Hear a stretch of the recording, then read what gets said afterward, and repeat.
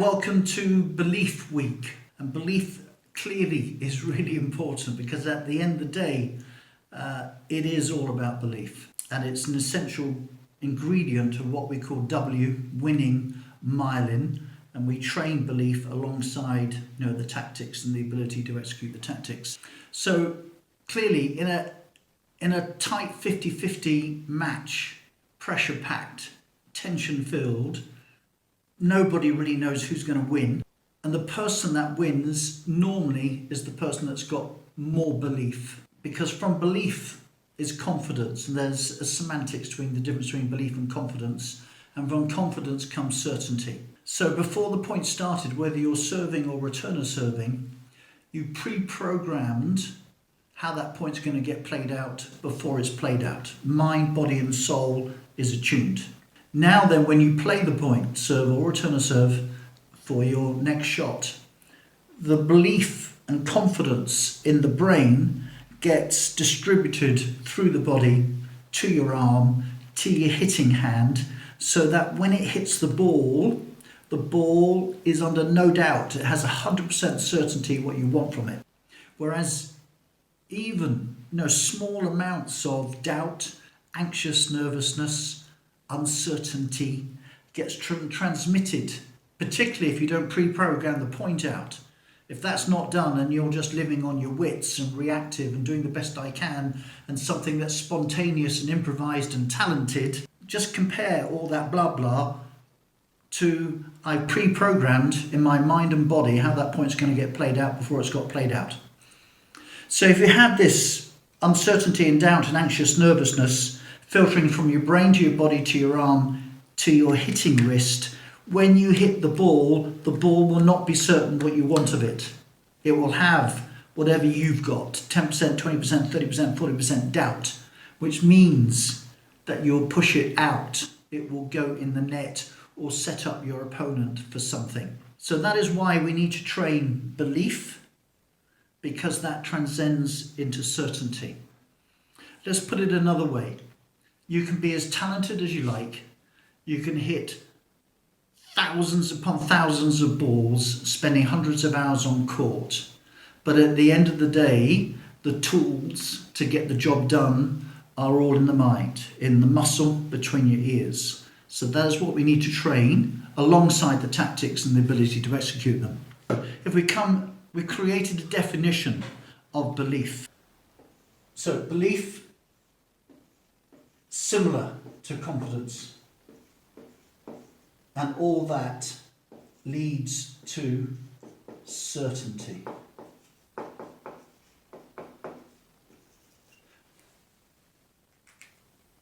And I would argue, whoever has the most certainty will win the match.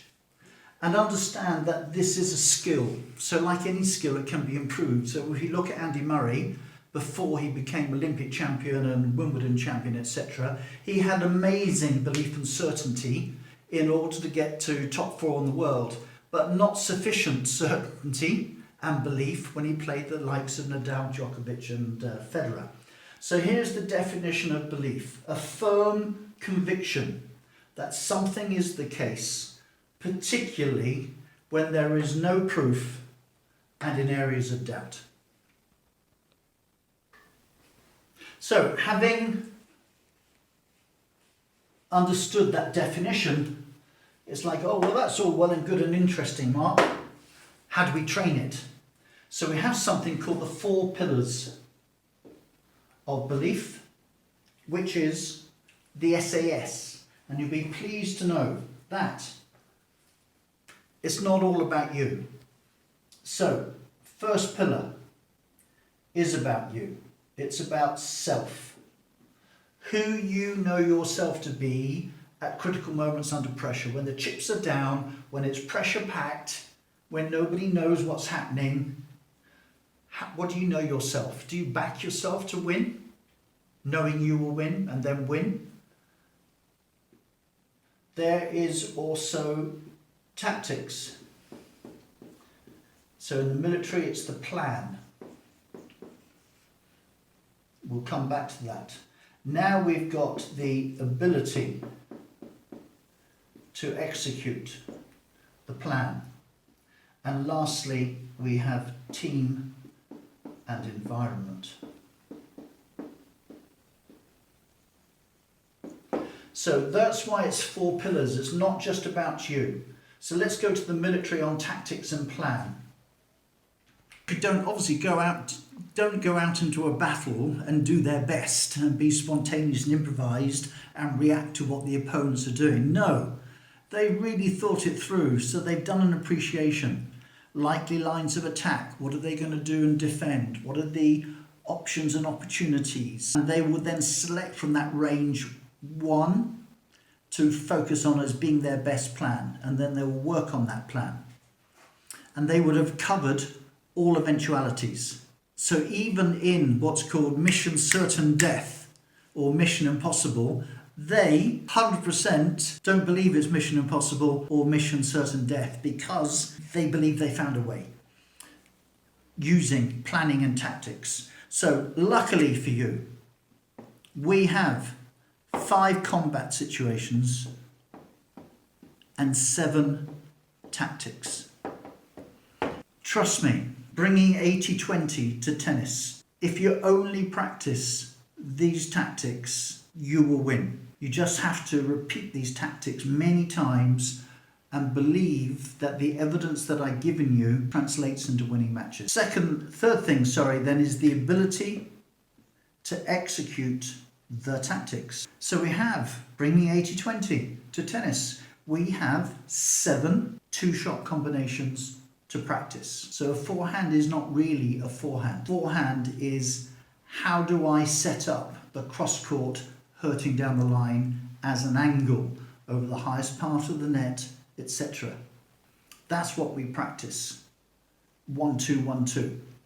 And we practice just like the military do. They have a plan and they rehearse that plan, but what they do is chunk that plan down into individual component parts and then train that exact part, normally in slow-mo, walk through, and then they link the elements of the plan together and then practice the whole plan. And they may well then practice that plan at night under obstacles that are thrown up. SAS, embassies, sieges, aeroplanes, they do this all the time. So that, absolutely no doubt, for that specific plan, they have trained with all eventualities the ability to execute it. Just because you're great at mountain warfare doesn't mean to say you're great at jungle warfare or snow and ice, nor water, nor urban close proximity. One more thing then on the ability to execute, because it's all down to the ability to do the basics meticulously. So the SAS and Special Forces, who are the most talented of everybody in the military, when they come back from doing any particular theatre of war and back to doing close protection with a pistol, their training 101 of the pistol is exactly what they were told as a basic recruit and apprentice. So talent is not where it's at. And if you just think the difference between 2.5 and 3 as American grading, and 3 to 3.5 and 3.5 to 4, 4 to 5 to 5 to 5.5 to 6 and 6.5, every gap, the person should be able to beat you 1 and 1, 6-1, 6-1. The Federers and Djokovic's are beyond 6.5. So those are all the levels. So why do you think you can serve like Federer, have a backhand like Wawrinka? Because you can't. You don't have their talent, you're not on court 6 hours a day, and you don't have their technical coaching team. So the basics, the fundamentals, executed well. There's no little phrase that says the fundamentals don't change as you go up the levels of ability. The only thing that changes is your ability to execute the fundamentals consistently and quicker with more precision. So just do the tactics and the ability to execute it. So now you should be thinking, I've got the evidence behind the tactics. I've got the evidence that I proved myself executing the tactics under simulated pressure, building belief all the time, and now we've got the team and the environment. Would look at each other, and the military would look at each other. I'm going to battle with you. Do I trust you? Do I trust your values? You've been through the same training as me. Do I trust your technical ability? And that builds up trust. So in Big Point Player, you have an expert team of myself, military and tennis and under pressure. You have Robert Carbo, one of the world's greatest tennis coaches. And if that's not enough, with us and aligned with us would be the master of Kung Fu. Spiritual, the Tao, the way. Even Djokovic in his Hero to Zero to Hero credited much of that to his spiritual training as we come through. Winning mastery, high performance. The lady right below Tony Robbins is in our camp. We can have access to her.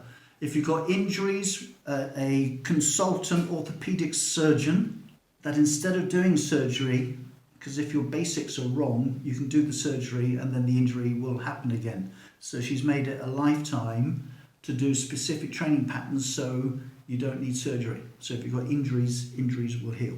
So a whole range of experts in our camp. Also in your team are the people on the 1 point away and the larger community in Big Point Player. And now you just need to find a couple of people locally that will support you, are up for your ambitions, and you will be accountable to. And we put in here environment. So environment is really important. Environment is not about quality. The higher the quality, the higher the luxury, the less you will be mentally ready to train. You need scarcity. You need to do hard work. So even when I went to Spain in one of their regional tennis centres, I really thought I'd come to a military camp. It was Spartan, the gym, everything was bare, courts were windswept. It was a place to work, not a place to say, well done, I've arrived. So those are the components. Going back to self now before we finish, and we'll do specific training on self. This is about training, always training into the gap. So right now you will have a story about self, which will go back probably to the first time that you had an opportunity to win and you tanked it, didn't win. And at that stage you might have gone, And that only needed to happen 2 or 3 more times and you would have said to yourself, in whatever guise, I'm a loser. When push comes to shove, I always do this. You're an idiot, loser, choker.